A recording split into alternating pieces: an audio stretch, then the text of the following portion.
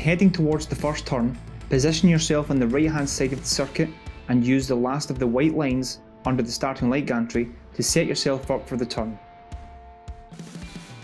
A wider entry is better, as you'll be able to cut the curb on the inside.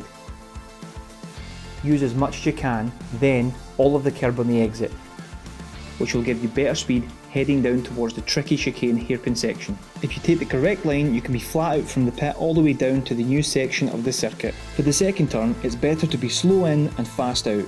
Carrying too much speed will mean that you run very deep into the braking section and could lock up or go over the blue sections, which is not allowed when driving at Larkhall circuit. Once you get your braking complete, aim for turning in a little later than you would think. This means that you should end up being able to accelerate through the next corner earlier, giving you higher top speeds up the straight, which is next.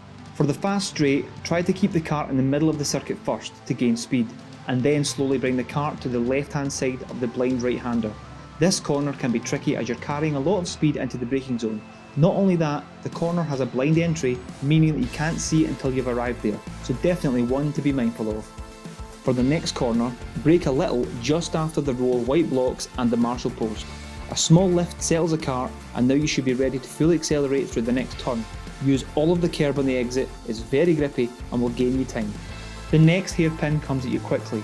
Move to the right hand side of the track and get all your braking done in a straight line and in plenty of time. There are a few lines you can take. Brake lighter and open the corner up, or brake earlier and follow the curb round. The latter gives you a better line to set up for the corner, which is banked.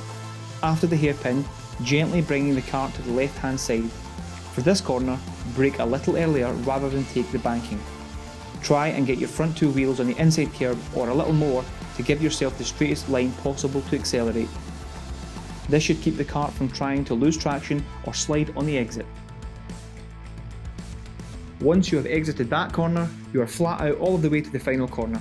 Try and keep the cart as close to the inside and outside curb through the chicane and keep to the left hand side before braking for the final corner. Before we get to the final corner, memorise where the pit entry is.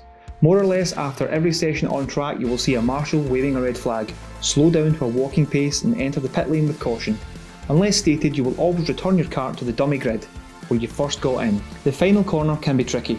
You must get all of your braking done in a straight line, as this corner is also banked.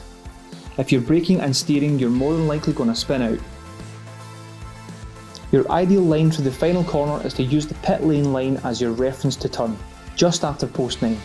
Don't worry if you turn it in early or late, just remember your exit on this corner sets up the start of your next qualifying lap, so a good exit is crucial.